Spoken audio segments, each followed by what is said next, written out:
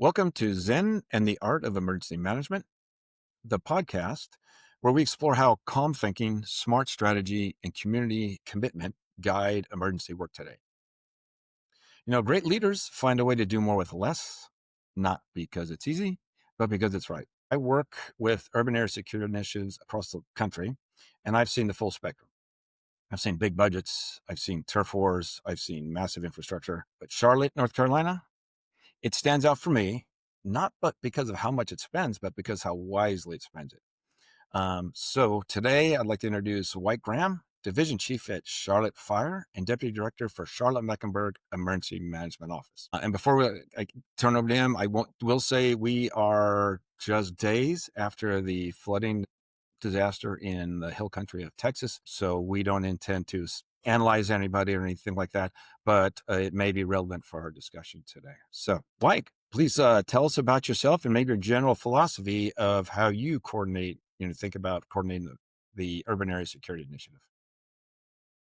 Yeah. So first and foremost, thank you for having me. I love podcasts. I listen to a lot of podcasts, and technology changes. So I used to listen to a lot of AM radio and then XM radio, and now podcasts. And I love anytime you get because sometimes it's hard to find a lot of information that is like specific on emergency management.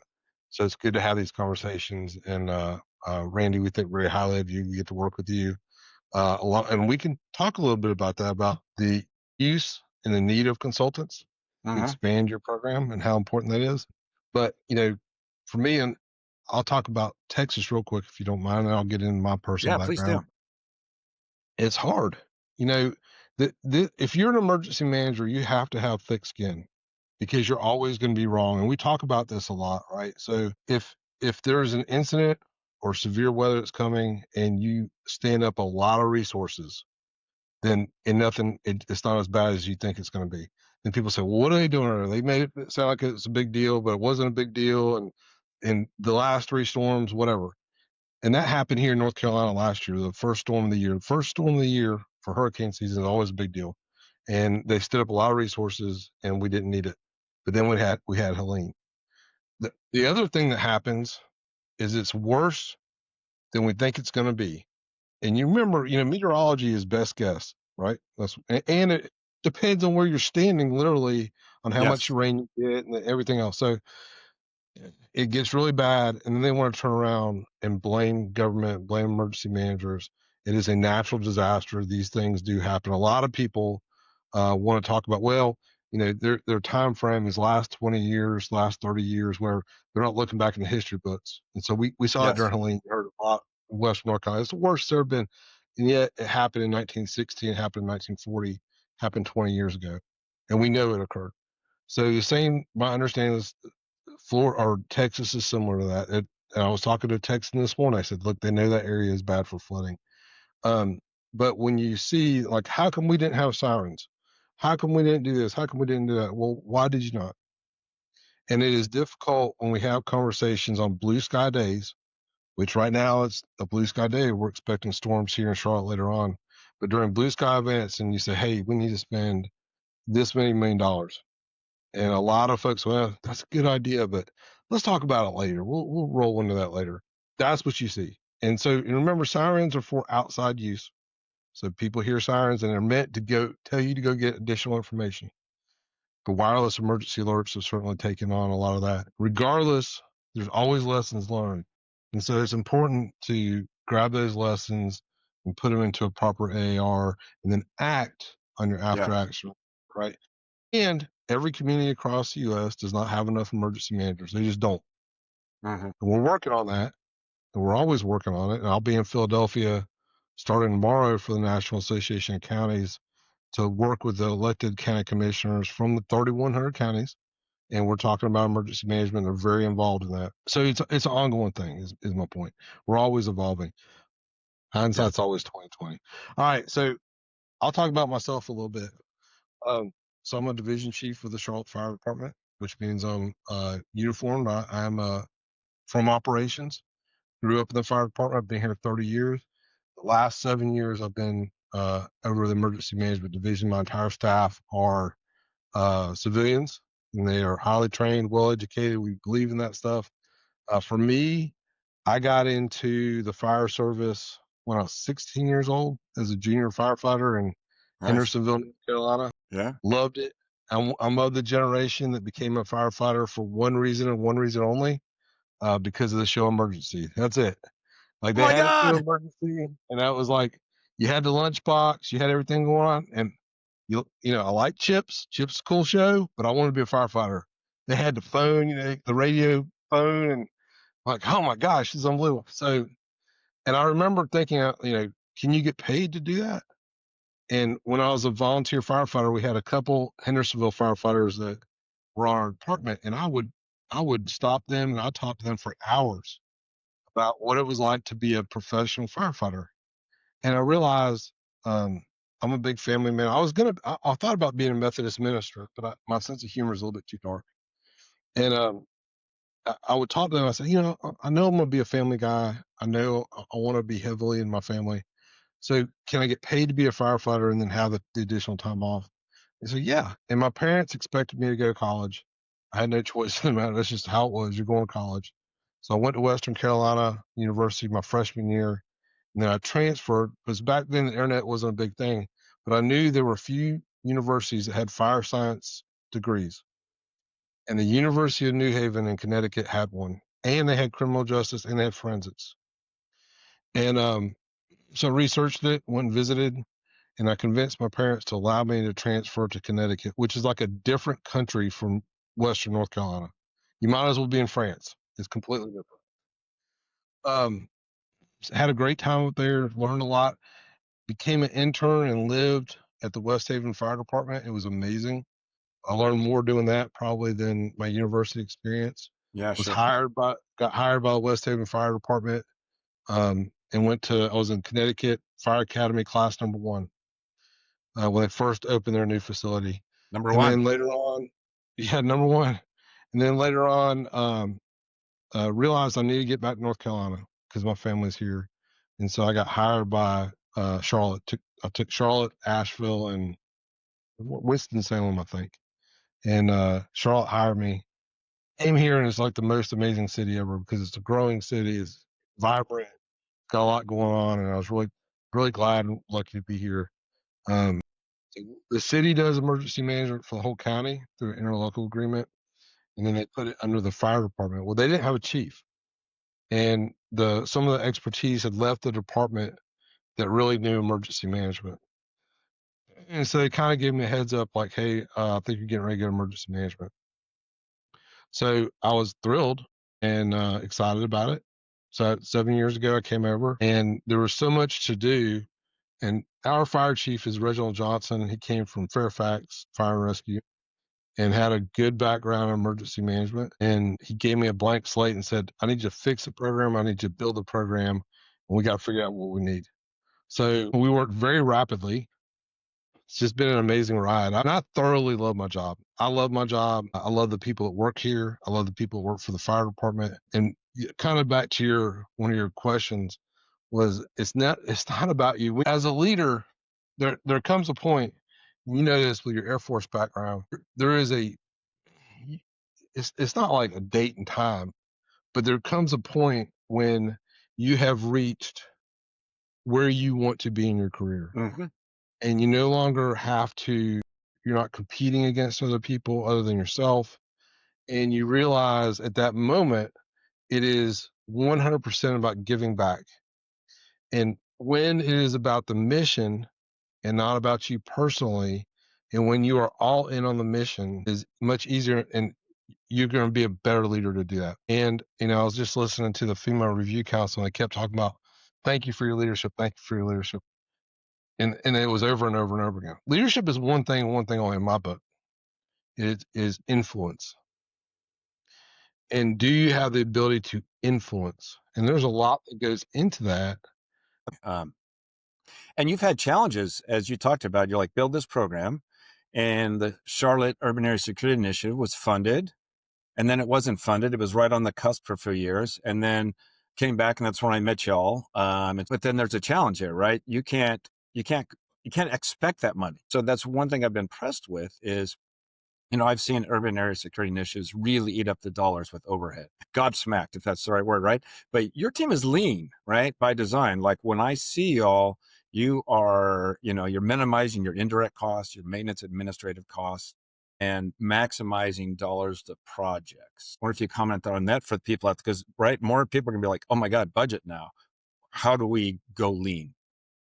So, a couple things when I got on this program, don't really talk about grant management Yeah. and talk about finances. And, for Yeah. us, I think I have like six different budgets, something like that, because I've Oh, got a regular budget, EMPG, I have my nuclear budget, and then you usually have, if you're at UASI, you have 3 years basically of different budgets that you're working through to close out those grants. Our We were always, and you don't learn this till you get here, but there's 32 cities that get funded. That's kind of the traditional. There's one year is 31, and we were number 32. We didn't get funded, but you know, of those 32 cities, we're at the bottom. One of the bottom ones. I think we're like 29th last. I think we we're 29th last year, and which means you're usually working with a few $1 million. right. Well, It's if you take it, for our region of yeah, 3 million people, it's not big yeah, money. for 10 counties. One of the things I did was I went and talked to a lot of other UASIs about how they were doing it. Like how are you guys managing this? What does it look like? We bring in law enforcement. Charlotte-Mecklenburg Police Department helps us with liaisons to other law enforcement agencies. Because it's one thing to get a project, it's another to say, okay, well, who's going to deploy that asset? If Yes. it's a resource, who's going to deploy the asset? When we lost the UASI, so we started looking at, okay, well, our other 9 counties aren't really upset about us losing the UASI. And so I had to ask questions like, what's going on? Like, we don't really see any of the dollars. Right. And we were like, I was like, that doesn't make any sense. So I went back to look, and prior to me being here, there was I'll call them inequities. There were things that had occurred, maybe because there was finite dollars, maybe because it was politics, but we weren't really spreading the preparedness across the 10 counties. So we worked hard out. The reason for the UASI is Charlotte. So we talk a lot about that. We also make sure that the other 9 counties, if we do something here, like a rehab unit or a mobile command unit or a piece of law enforcement equipment, we make sure that the other 9 counties know you call for it, you're going to get it. And that's something I understand for folks who might be listening. So the Charlotte Urban Area Security Initiative is 10 counties, basically Mecklenburg County, where Charlotte is, and the surrounding counties that touch it. And like number of places in the country, though, downtown Charlotte, Charlotte's a beautiful urban city, but in 20 minutes, you're in farm country.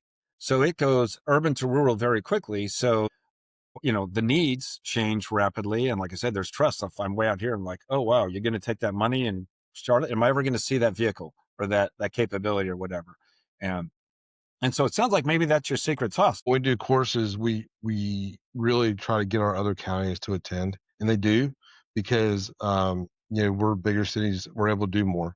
So that's extremely helpful. And I have two elected officials, federal officials, that may be here for the next nuclear exercise, and we invite them. Like we're Big Tent people. We collect relationships. That's what we do. We collect relationships, and so we don't care who they are. If they're interested in this program, we need them. We need our federal partners because of recovery, and so we want them to know that their districts are being taken care of in a way they can be proud of. But we also need to leverage them to when we need assistance. And so, Mm. so yeah, so you've got your inclusion geographically, like you talked about, but then the other one you talked about is functionally, right? Having law enforcement show up and EMS and all those. And I have to say, that's one thing I found exciting working with you over several years is you are actually have a multi-year look at your projects and your plans for the area. And I watch things like, here's these items, these are our priorities. And we actually, you tick those off and you're like, took care of that, took care of that, took care of that. So then the next year you get to go out to your 10 counties and your other functional areas and go, okay, we took care of those. What I've watched is this process working like it's supposed to. I mean, it's supposed to be, but it seems magical how methodical it's just moving along off things that you took care of. The fire department and the police department work very closely together. And we talk about it as Team Charlotte, right? So the police chief, whenever I have the opportunity, we sit down and talk about how it's going. How is the UASI? How are the projects going? What are we doing? We're we're getting ready to buy a field kitchen. And I asked, like, well, why are you buying a field kitchen? I'm like, well, we've had multiple incidents Hmm. here in Charlotte where we had to stand up hundreds of police officers for civil unrest or events, and we haven't been able to safely serve them food. And they're like, oh, well, that makes sense. And then I get the chief go, man, I can't wait for that. That's going to be great. We are Switzerland. And so we make it very clear that we are emergency management for our law enforcement, just like we're emergency management for the Charlotte Fire Department. We are emergency management for the county and the 6 towns, just like we're emergency management for Charlotte. So if my smallest town calls, in fact, our staff are out in Davidson right now dealing with an incident that occurred on I-77. The fire chief calls down here. He gets exactly the same service as uh, he would if Chief Johnson walked in here and said, "Hey, I need help with something." So you got to do that, and it goes back to like, what is your mission? What is your mission? Are you doing your best every day? And I mean, we talk about that with our staff. Are we doing our best every day? We eat together. When it's 12 o'clock, we eat together, just like a family. And you have to have that. And this is a very stressful job, and it never stops. Like you're always on duty. We are always on duty, but traditionally we're 40-hour weeks. It's supposed to be a 9 to 5, but it never turns off. The phones never Right. stop ringing. Because You got to answer at 2 a.m. maybe New York City, I don't know, Los Angeles. No, I've met emergency managers in Los Angeles. Right. They're not staffed to run No, 24/7, 365. They're right. no. You are funded and staffed to go your basic 40-hour week. But like you say, your responsibilities actually do never end. Yeah, we're always on duty, and you know we're pretty sharp people, and not just here. I mean, emergency management in general. It's like we're pretty sharp. We have our text groups. We've got our different platforms that we all collaborate on. And one of the things I've learned over the years is when something breaks, and before we open the EOC, before we do anything else, everybody's on the phone. You get phone call, phone call, phone call. I'm like, everybody stop. Let's get on Teams meeting. Let's figure out what we got. Let's talk about where we are, and let's talk about what we need to do. And so we started doing that, and it kind of calms everybody down. It reminds me of my Air Force pilot training, flying training, where they're like, okay, he used to talk about you got an emergency, wind the clock, right? And we used to have the physical clock you had to set and wind. And that idea was to just stop you from reacting too quickly. And there was this, when I was in the B2, this pilot I loved, Ricky Rogers was the most chill guy ever. He actually had cookies. He came out of B-52s. And so if there's an emergency, engine fire, whatever the case may be, he's like, okay, we're going to have a cookie. We're going to take care of immediate things, but then we're like, let's sit and have a cookie and assess this for a minute before we Yeah. react. So yeah, I fully embrace. I think that you're spot on. Right, get everybody calmed and focused. It's good. Well, in my background, because I've been in the fire service forever, and when I was battalion 1, you're over uptown Charlotte. So, I've been in a lot of big fires, like really bad things. But I didn't cause a fire. I didn't cause a situation. And, if we can make it better, we'll do that. You have to develop this skill, patience. You have to develop it. You have to develop working on your calmness. And as you get older, it gets a little bit easier Yeah, because, it you does, know, doesn't it? you're not moving as fast anyway. But if you're a leader, and you're excitable and everything, everybody else around you is going to be the same way. Right. And so, take a second. You can only talk to one person at a time. And in fact, I was asked earlier on that incident today. I had a captain say, "What about Did you find out this, this, and this?" I said, "No." I said that the chief that called me had a lot going on, and I could have had all those questions for him. I said, but I really need to get to the heart of the matter, what he needed. Let's get that resource on the road, and then we could talk about other things and additional information. But I've always found that, yeah, I don't know if you watch this show, The Bear. If you The watch this, bear yeah, about The the Bear. kitchen. Yeah, Yeah. there's a lot of leadership in there, team development. There's a lot of chaos. There's a lot of like what people go through, and how you can start to bring a team together, right? So I think that's and there's a couple shows I watched. I'm like, man, it reminds me like an EOC when it's all falling apart. It's like, Right. How do we bring calm out of chaos? There's your Zen thing right there, like calm yeah. through chaos. Well, over the incident, you have to be calm. You have to organize it. You have to communicate what you're doing. You have to build relationships. And so some of these larger incidents that take multiple days or multiple operational periods, you have to be a psychologist. I think that's incredibly important because I've seen some people come in and just like wreck stuff, and you don't know why they're doing it, but you have to figure out how to isolate them and then make them feel important and to get them on the team. Right? I've seen sheriffs do it. I've been on natural disasters with a sheriff who they're elected, but Yeah. they're like part of the county, but they're not part of the county. Where the sheriff's office has been the problem, and you got to go in there. And I've gone in and sat down with the sheriff, and we've listened through everything. We talked through things, and we'll talk about basketball, we'll talk about family, we'll talk about. And by the time Long it's over, story. all of a sudden, the sheriff's on board, and you're like, "We're good, let's go." Yeah. Right. Yeah. You talk about as a leader, you have to influence people. And you might Hmm. have to influence a stranger to you with a strong personality that may not trust you. And so how do you build that trust and get them in the fold? Yeah. I'm a strong believer in closed door meetings. Right? We can go have because you're building trust. You're having like, hey, face to face, television's off.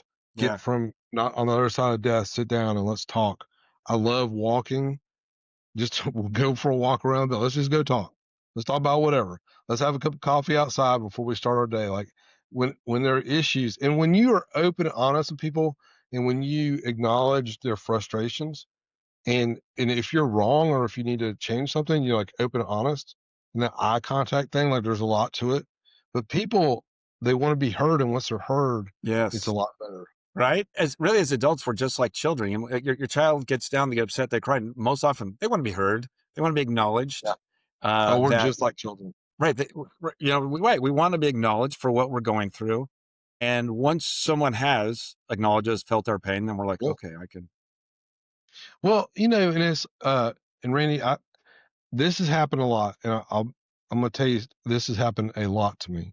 So we'll go do a press conference, and the media is like, they've got something that they're going to come after you on, Hmm. right? They're upset about something, and a I don't ever stop questions. I'm gonna answer them all. Two, I'm gonna answer them thoroughly, and three, if I don't know or if we did something wrong or mess up, I acknowledge it. And there's nowhere for them to go. There's nowhere for them to go. And if you're doing a press conference and the media, um, you know, they're being a little challenged or whatever, I figured this out. I just tell a story. Yeah, I do. I'll tell a story, and then also they don't have any more questions because they're like, man, I don't. I was in a town hall a couple weeks ago, and there was a member of the public, and you could tell that they had something on their mind, and you could also tell that they were looking for a little bit of confrontation. And they asked a question, and I looked at them and I said, you're absolutely right. I want to thank you for saying that. Let's talk about that. We need to work on that. And they were happy. They got done. They were just happy. But if you ever watch news conferences that go poorly, you'll see people who are nervous, people who don't want to answer the question, or they deflect, or they don't want to say, hey, we may have messed that one up. That's on us. And that's it. Mike Sprayberry did one of the best things I ever saw. Director Sprayberry's now retired. There was a investigative reporter that was after him. I mean, like after him for a recovery issue, and he had made some decisions that this reporter was just like he was the subject. And Director Sprayberry, they did a sit down interview, and I said, hey, did you do this? He said, yes. And they're like, well, why'd you do it? He's like, because I've been directed. I'm the director of emergency management. And my understanding, my mission from the state legislature is to take care of North Carolinians, and we got to do this. And that process was going to take too long. And I made the decision to spend this money to take care of North Carolinians. That that decision is on me, and I'm the director of North Carolina Emergency Management. And it was done. It was over. It's like I owned it. This is Nothing it. further on it. I didn't Yeah. make it up. I had a reason. I had authority. I had a reason. You might not agree with it, but this is what I have to do. Yeah. Right. Yes. So, well, good. Um, I'd love to come back kind of where we started with Storm Helene. Uh, Hmm. you are an individual community survivor living out in Western North Carolina, a responder survivor, but also why you work in here in the Charlotte area supported that effort. So maybe big lessons learned that you'd like to leave with people on along any of those recommendations for people who might be find themselves as survivors, responders that are survivors, and then or just helping. Any big points. Oh my gosh. Well, there's a lot out there, and Helene, I saw somebody last night that said, "Well, the we had the flooding in West North Carolina 2 years ago." I went, "No, it was Tropical Storm Helene. It was 9 months ago. It's going to be an issue for a very long time." And for me, I had emergency manager guilt, to be honest with you. We had a lot going on here. We were sending a lot of resources out. And for people that don't know, we live here in Charlotte, but I still maintain a home in Flat Rock, North Carolina, in Hendersonville, my hometown. My mother lives up there. My wife's family lives up there. And so we knew the storm was coming. Like, we had been preparing for it. We're doing our stuff. But I want to say it was probably 3 or 4 times worse than anything that anybody that I know thought was going to occur that was following the storm. And so we were so busy. My wife said, "Hey, I'm going to stay in Hendersonville tonight." She works in Asheville. And I said, "That's fine." I said, "We're going to be busy. We're doing our stuff." And so she stayed. And I was here, and we quickly realized this was a major storm and there was going to be a lot of issues. And so we're doing our stuff. I finally got a phone call from my wife. She called me 107 times and she finally got through and she was crying. And I was like, "I can't do anything." I said, "How bad is it?" And she told me, kind of gave an indication of how bad it was. And we had damaged our house, which just recently we were able to finally close that out. We recovered, but the town sustained major damage, and the area where I live sustained major damage. So I think a couple of things: always have good situational awareness, which we did, but we weren't, even as an emergency manager, all the things that you can imagine that we have in our house, there's always things that you still find that you need. Yeah, sure. Be prepared for long-term power outages. Mm-hmm. And I had this conversation today. Um, Charlotte would not do well with not having power for 2 weeks, and we did not have power for 2 weeks up there in the mountains. The communication blackout was immense, Mm-hmm. and it hit people really hard. Rumor control. So when you saw a lot of in the national media, you saw all these stories, all these things happening. When I finally got home, and my wife, they had no idea what was happening in the world. I heard It that was like, somewhere recently. They're like the stories were from people outside the area, yeah, not they from had no anybody in the idea. area. Yeah. They had no idea. And I think the second weekend, I had come home, we were working, and the vice president was coming to town. I said, "Kim, I gotta get back to Charlotte." The vice president's coming down. She said, "I'm going with you." And so she came back and she took a shower, did everything she needed. But that was her first time seeing the media. And she's like, "I had no idea. Like, I didn't know this. I didn't know this. There's all this stuff happening." Um, so I think we talk a lot about failure of imagination. Okay. Failure of imagination. In our situation room, there is a frame. I framed it. I bought it and framed it. It's a radar image of Hurricane Hugo from 1989, right as it's getting ready to hit the coast. And Hugo came through Charlotte as a Category 1. And at the time, in 1989, we had 390,000 people living here. So the million people here today, many of them don't recall that, and this is a very treated city.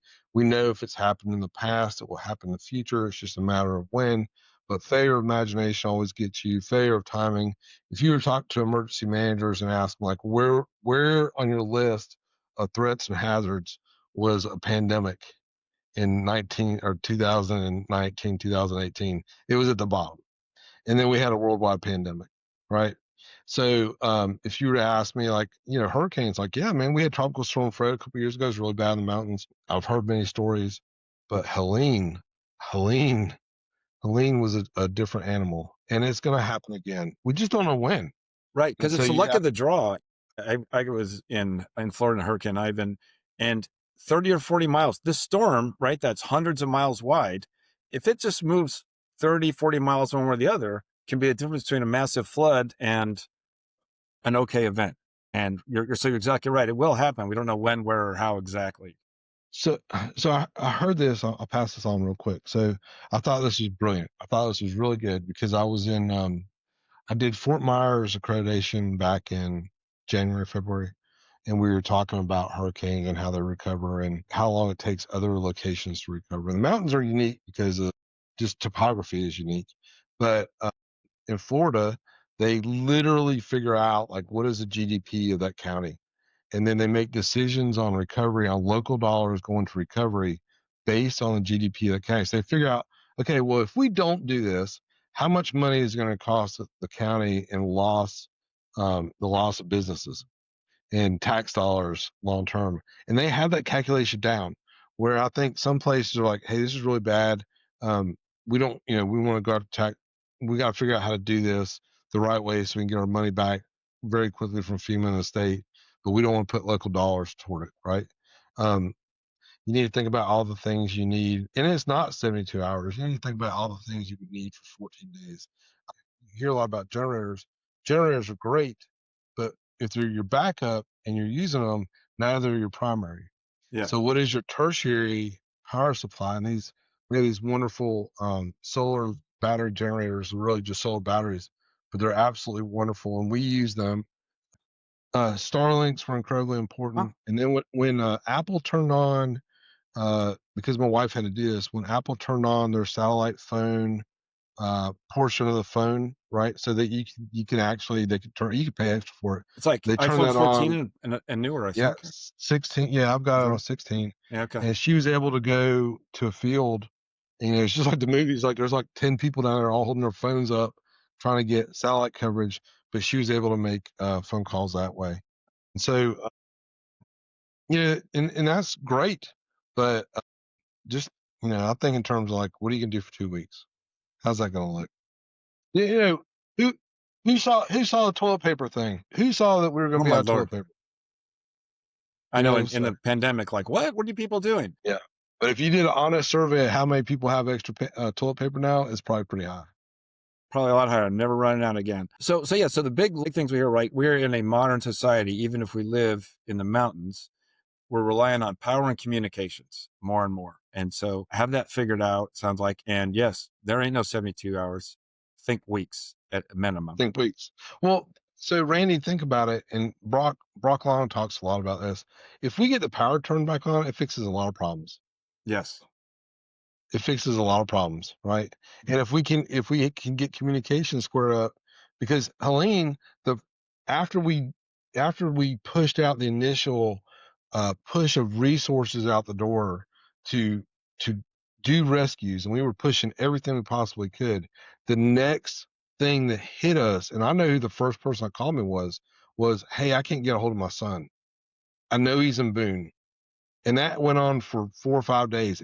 I'm gonna go back to that show the bear real quick, right? So part of that is they talk about public service and being a chef or in a restaurant, taking care of people, and we talk about I think the president was just talking about it actually about the joy in taking care of others, the joy in public service, the joy and we have a lot of people in the fire department that worked in the private industry and hated it and Hmm. came to the fire department because when they got here, they understood what they were doing. They understood the mission.